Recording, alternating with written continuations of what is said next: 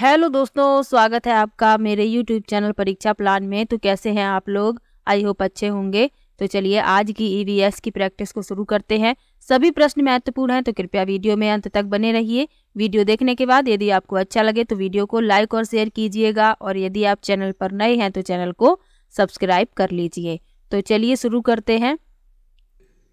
लिखा है, पहला प्रश्न, मीना दौड़कर छत के ऊपर चांद देखने के लिए जाती है, किस त्योहार को मनाने के लिए?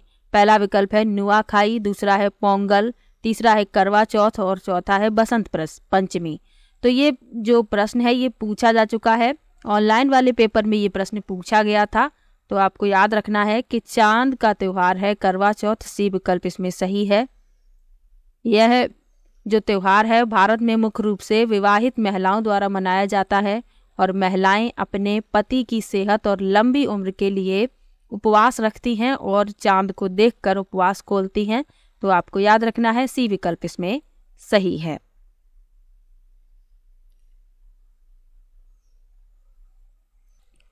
अब ये जो और त्योहार लिखे हुए हैं, नुआखाई ये उड़ीसा में मनाया जाता है, पोंगल तमिलनाडु में मनाया जाता है, बसंत पंचमी इस दिन माँ सरस्वती की पूजा की जाती है बसंत पंचमी के दिन। तो इन सब के बारे में भी आपको याद रखना है।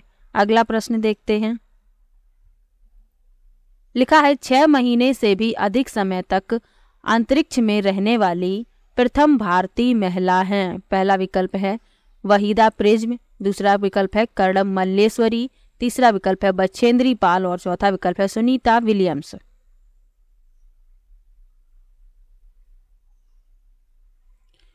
तो 6 महीने से भी अधिक समय तक अंतरिक्ष में रहने वाली प्रथम भारतीय महिला हैं सुनीता विलियम्स। ये भारतीय मूल की अमेरिकी अंतरिक्ष यात्री हैं और ये 6 महीने से भी अधिक समय तक अंतरिक्ष में रही हैं। तो डी विकल्प इसमें सही है। बछेंद्री पाल एवरेस्ट पर चढ़ने वाली प्रथम भारतीय महिला हैं। कर्णम मल्लेश्वरी वेट लिफ्टर और वहीदा प्रिज्म तो ये लेफ्टिनेंट कमांडर हैं, नौसेना में डॉक्टर हैं, और ये एक ऐसी पहली महिला हैं जिन्होंने एक पूरी परेड की कमान संभाली। तो ये भी आपको याद रखना है। अगला प्रश्न देखते हैं। लिखा है, सुलभ द्वारा रचित स्वच्छता की सुविधाओं का उपयोग प्रतिदिन 1 करोड़ से ज्यादा लोगों द्वारा किया जाता है। सुलभ इंटरनेशनल के संस्थापक कौन हैं? पहला विकल्प है बिंदेश्वर पाठक, दूसरा है विनोबा भावे, तीसरा विकल्प है बाबा आमटे और चौथा विकल्प है अन्ना हजारे। तो सुलभ इंटरनेशनल सोशल सर्विस ऑर्गेनाइजेशन के संस्थापक डॉक्टर बिंदेश्वर पाठक हैं। ए विकल्प इसमें सही है। यह संगठन एक राष्ट्रव्यापी स्वच्छता आंदोलन बनाने के लिए काम करता है। तो आपको ये भी याद रखना है। और उनके योगदान से लाखों गंभीर रूप से वंचित गरीबों के जीवन में एक महत्वपूर्ण अंतर आया है जो शौचालय का खर्च नहीं उठा सकते थे। तो आपको याद रखना है। अगला प्रश्न है, वाष्पन के कारण शीतलन की प्रक्रिया तब धीमी होती है जब वायुमंडल का ताप, पहला विकल्प है बढ़ता है और वायु के साथ बहने की चाल अधिक होती है, दूसरा है बढ़ता है और वायु के साथ बहने की चाल कम होती है, तीसरा है घटता है और वायु के साथ बहने की चाल कम होती है, और चौथा है घटता है और वायु के बहने की चाल अधिक होती है। तो वाष्पन के कारण शीतलन प्रक्रिया तब धीमी होती है जब वायुमंडल का ताप घटता है और वायु के बहने की चाल कम होती है। सी विकल्प इसमें सही हो जाएगा। तो वाष्पीकरण एक प्रकार का प्रक्रिया को संदर्भित करता है जो तरल को गैस में बदलने की है। वाष्पीकरण सीधे सतह क्षेत्र और तापमान के लिए आनुपातिक होता है। तो ये भी आपको याद रखना है। अगला प्रश्न देखते हैं। लिखा है, हमें गर्मी, सर्दी, बरसात एवं धूल से बचाता है। कारवां यानी कैरेवन पर एक घर होता है। पहला विकल्प है पहियों, दूसरा है नाव, तीसरा है बर्फ और चौथा है रेल की पटरियों। तो कैरेवन जो घर होता है ये पहियों पर होता है, गतिशील घर होता है। पहला विकल्प इसमें सही है। और इसमें सामान्य घर की तरह सभी बुनियादी विशेषताएं होती हैं, तो आपको ये भी याद रखना है। अगला प्रश्न देखते हैं। लिखा है निम्नलिखित में से भारत के केंद्र शासित प्रदेशों का युगल चुनिए। पहला विकल्प है नागालैंड और मिजोरम, दूसरा है त्रिपुरा और झारखंड, तीसरा विकल्प है झारखंड और चंडीगढ़ और चौथा है लद्दाख और जम्मू कश्मीर। तो भारत में 8 केंद्र शासित प्रदेश हैं। राष्ट्रीय राजधानी क्षेत्र दिल्ली, अंडमान निकोबार द्वीप समूह, दादरा और नगर हवेली, दमन और दीव, चंडीगढ़, लक्षद्वीप, लद्दाख, पुदुचेरी और जम्मू कश्मीर। तो लद्दाख और जम्मू कश्मीर ये केंद्र शासित प्रदेशों का युगल है, तो डी विकल्प इसमें सही हो जाएगा। लद्दाख को छोटा तिब्बत भी कहते हैं, तो ये भी आपको याद रखना है। और ठंडा रेगिस्तान भी कहते हैं, तो ये भी आपको याद रखना है। अगला प्रश्न है पृथक्करण की प्रक्रिया में बाजरे का कौन सा भाग ओखली में पीसने के लिए प्रयोग किया जाता है। पहला विकल्प है तने, दूसरा है बीज, तीसरा है बाली और चौथा है फूल। तो प्रश्न को ध्यान से पढ़िए। इसमें लिखा है ओखली में पीसने, तो ओखली में बालियों को डालकर कूटा जाता है और उनसे दाने अलग किए जाते हैं। सी विकल्प इसमें सही हो जाएगा। और जब दाने उससे अलग हो जाते हैं तो ये दाने चक्की में पीसे जाते हैं। तो ओखली इसमें लिखा है, ओखली में पीसने के लिए तो बाली होगा। सी विकल्प इसमें सही हो जाएगा। अगला प्रश्न लिखा है वे जगह जहां तापमान अक्सर 0 डिग्री सेल्सियस से नीचे नहीं गिरता उनके नाम हैं। पहला विकल्प है कानपुर रायपुर, दूसरा है लेह लद्दाख, तीसरा है जोशीमठ मनाली और चौथा है केदारनाथ अमरनाथ। तो जहां पर तापमान 0 डिग्री सेल्सियस से नीचे नहीं गिरता है वह है कानपुर और रायपुर। पहला विकल्प इसमें सही हो जाएगा। यहाँ पर तापमान 0 डिग्री सेल्सियस से नीचे नहीं गिरता है। बाकी ये जो लिखे हुए हैं यहाँ बहुत सर्दी होती है और तापमान 0 से नीचे भी चला जाता है, लेकिन पहले विकल्प में जो लिखे हैं यहाँ पर ऐसा नहीं होता है। अगला प्रश्न देखते हैं। एक रसोइया बिरयानी बना रहा है तथा वह चावल व पानी को अलग करना चाहता है, वह कौन सी विधि का प्रयोग करेगा। पहला विकल्प है वाष्पीकरण, दूसरा है फटकना, तीसरा है निथारना और चौथा है हाथ से चुनना।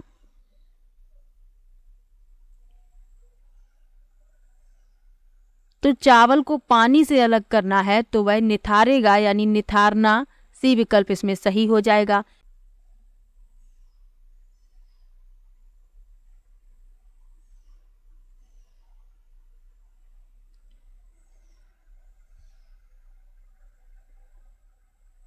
अब जो ये 3 विकल्प लिखे हुए हैं इनके बारे में भी जानना आवश्यक है। लिखा है वाष्पीकरण, तो वाष्पीकरण क्या होता है।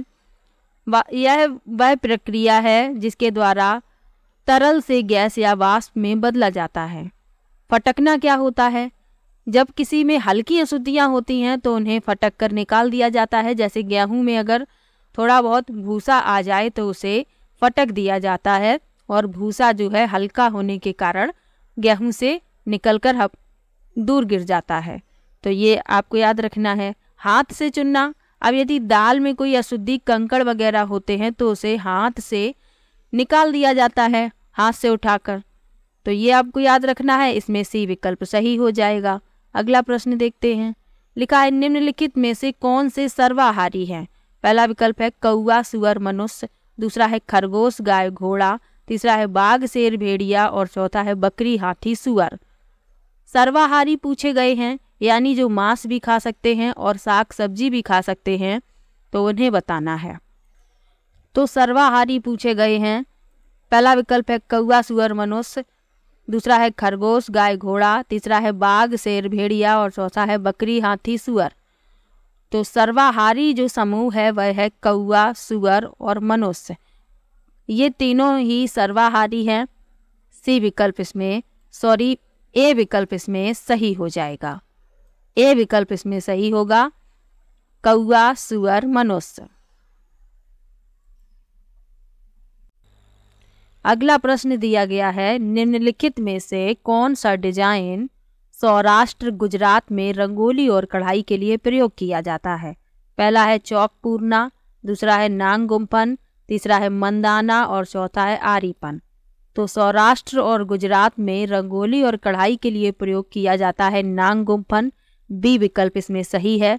यह एक प्रकार की कला डिजाइन है जिसमें प्रतिरूप बनाने के लिए सांप या सांपों को विभिन्न शैलियों में चित्रित किया जाता है और इस तरह की डिजाइनों का उपयोग रंगोली, कढ़ाई और दीवार की सजावट में किया जाता है। और कालबेलिया जनजाति इस कला का अभ्यास करती है, तो ये भी आपको याद रखना है। अगला प्रश्न देखते हैं। लिखा है धूम्र कोहरे के विषय में निम्नलिखित में से कौन सा विकल्प सत्य है? पहला है प्रायः सर्दियों में बनता है। दूसरा है धुएं और कोहरे से बनता है। तीसरा है ओजोन का अपक्षय करता है और चौथा है दमा एवं खांसी उत्पन्न करता है।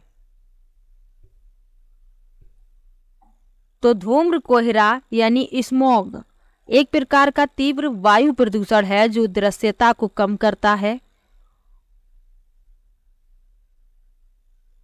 तो इसमें पहला सही है, सर्दियों में बनता है, धुएं और कोहरे से बनता है, दमा और खांसी उत्पन्न करता है, ओजोन परत का अपक्षय नहीं करता है। तो ये गलत है। ए बी डी इसमें सही है। आपका तीसरा विकल्प इसमें सही हो जाएगा, ए बी डी। अगला प्रश्न देखते हैं। लिखा है निम्नलिखित में से कौन से वाद्य यंत्रों का प्रयोग बीन मंडली में होता है? पहला है बीन, मुरली, सारंगी तथा ढोल। दूसरा है मुरली, तुम्बा, बीन तथा खंजरी। तीसरा है तुम्बा, बीन, खंजरी तथा ढोल और चौथा है बीन, सारंगी, मुरली तथा खंजरी।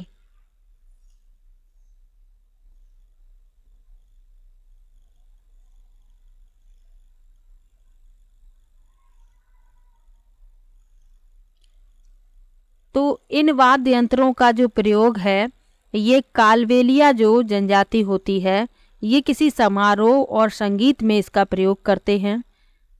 तो इसमें क्या क्या शामिल है? तुम्बा, बीन, खंजरी, ढोल। सी विकल्प इसमें सही है।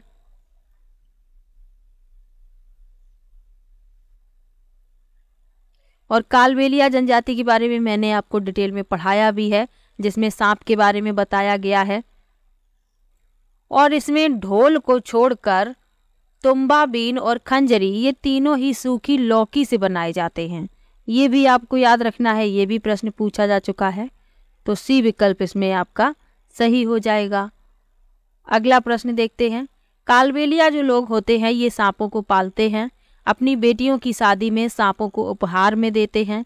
इनके कालबेलिया नृत्य में भी सांपों की मुद्रा होती है। तो ये सब बातें आपको याद रखनी हैं।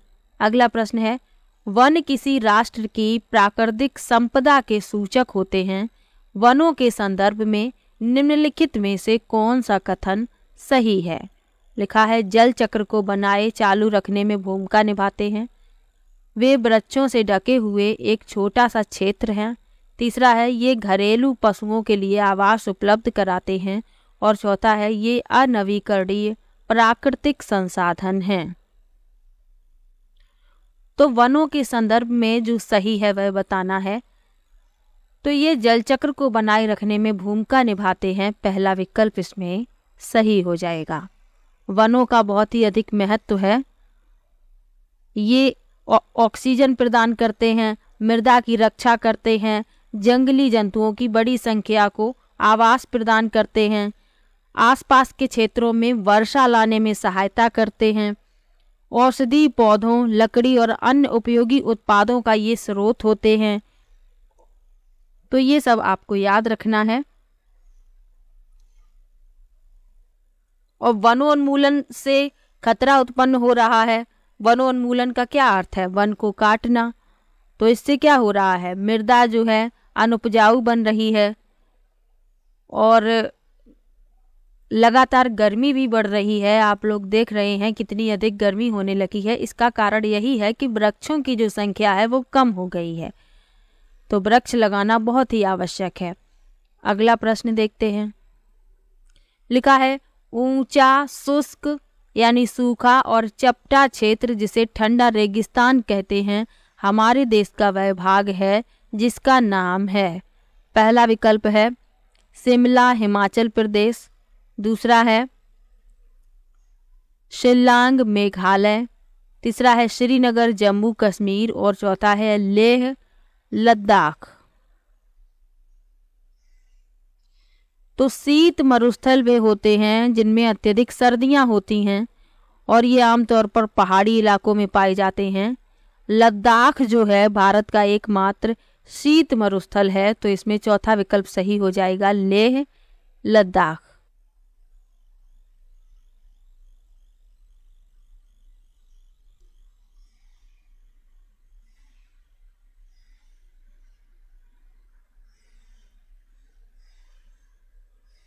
इसे छोटा तिब्बत भी कहा जाता है, तो ये भी आप याद रखिएगा। और लेह और लद्दाख के घरों की विशेषताएं भी आपको याद रखनी है। 2 मंजिला घर बनाए जाते हैं, ऊपर वाली मंजिल में घर के सदस्य रहते हैं।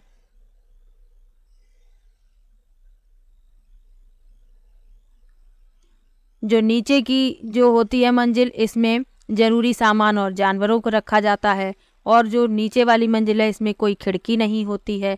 ऊपर जाने के लिए लकड़ी की सीढ़ियों का इस्तेमाल किया जाता है, तो ये आपको याद रखना है।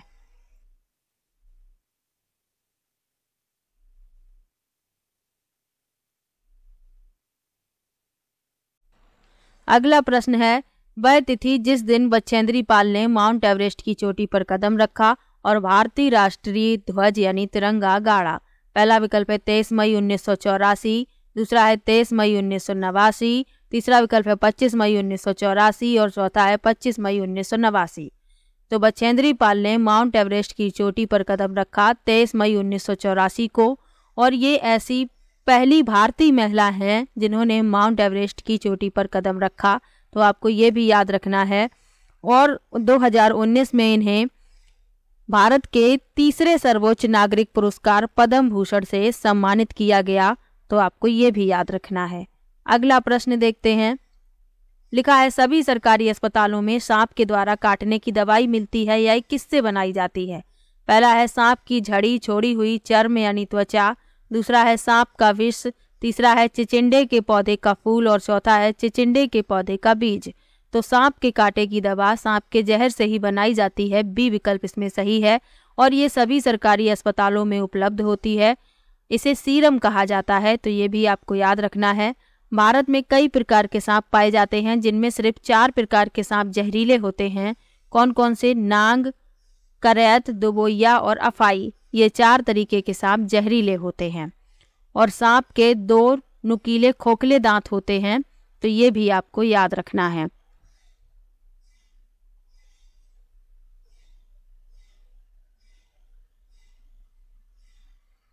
अगला प्रश्न देखते हैं। मच्छर प्रायः हमें परेशान करते हैं, अंधेरे में भी वे हमें ढूंढ सकते हैं। पहला विकल्प है हमारे सांसों के कंपनों द्वारा, दूसरा है सांस द्वारा छोड़ी गई वायु की गर्मी से, तीसरा है सांस द्वारा छोड़ी गई वायु की गंध द्वारा और चौथा है पैरों के तलवों की गंध और हमारे शरीर की गर्मी से। तो मच्छर प्रायः हमें परेशान करते हैं, अंधेरे में भी ढूंढ लेते हैं, क्योंकि इन्हें पैरों के तलवों की गंध आती है और ये शरीर की गर्मी को महसूस करते हैं। डी विकल्प इसमें सही हो जाएगा। अगला प्रश्न देखते हैं। लिखा है, निम्नलिखित में से वह राज्य चुनिए जहाँ के लोग नारियल के तेल में पकी यानी तली हुई समुद्री मछली खाना पसंद करते हैं। पहला विकल्प है गोवा, दूसरा विकल्प है तेलंगाना, तीसरा है छत्तीसगढ़ और चौथा है झारखंड। तो नारियल के तेल में पकी हुई समुद्री मछली खाना पसंद करते हैं गोवा के लोग, पहला विकल्प इसमें सही हो जाएगा। सरसों के तेल में पकी हुई मछली खाना जम्मू कश्मीर के लोग पसंद करते हैं, तो ये भी आपको याद रखना है। इसके अलावा जो और भी व्यंजन है, केले की फूल की सब्जी केरल में खाई जाती है, कचनार के फूलों की सब्जी उत्तर प्रदेश में खाई जाती है, सहजन के फूल के पकौड़े महाराष्ट्र में खाए जाते हैं, टैपियोका केरल में खाया जाता है, हांगकांग में सांप का एक व्यंजन खाया जाता है जिसे लिंग हु फैन कहते हैं, ढोकला चटनी नींबू वाले चावल ये गुजरात के लोग पसंद करते हैं। तो ये सब व्यंजन हैं जो आपको याद रखने हैं। अगला प्रश्न देखते हैं। निम्नलिखित में से उस शहर को चुनिए जहाँ के अधिकांश लोग इलायची और बादाम डाला हुआ गर्म कहवा पीना पसंद करते हैं। पहला विकल्प है शिल्लोंग, दूसरा है मैसूर, तीसरा है हैदराबाद और चौथा है श्रीनगर। तो इलायची और बादाम डाला हुआ गर्म कहवा पीना पसंद करते हैं श्रीनगर के लोग। डी विकल्प इसमें सही हो जाएगा। तो आज की वीडियो में कुल 20 प्रश्न लिए हैं, नए प्रश्न लेने की कोशिश की है। 1-2 प्रश्न भले ही हो सकता है प्रैक्टिस में आ चुके हो पहले, मगर मैंने कोशिश की है कि सभी प्रश्न नए लेने की। तो किसी भी प्रश्न में आपको डाउट हो तो आप कमेंट बॉक्स में ज़रूर लिखिएगा। और लगभग जितने भी महत्वपूर्ण प्रश्न हैं सभी की प्रैक्टिस मैंने करवा दी है। ये 12वीं वीडियो है प्रैक्टिस की, 11 वीडियो इसके पहले आ चुके हैं। अब मैं एक वीडियो लेकर आऊँगी, उसमें मैं सभी महत्वपूर्ण प्रश्नों की प्रैक्टिस करवा दूँगी। बस आप लोगों का सपोर्ट चाहिए। तो चलिए मिलते हैं नेक्स्ट वीडियो में।